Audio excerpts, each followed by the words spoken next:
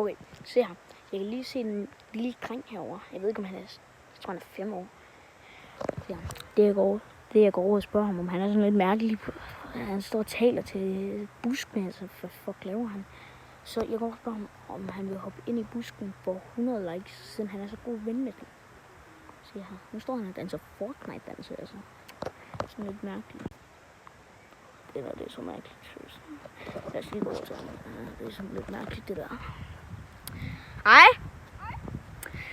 Vil du hoppe ind i den der busk for 100 likes? Fordi jeg kan se, at du er så god ven med den.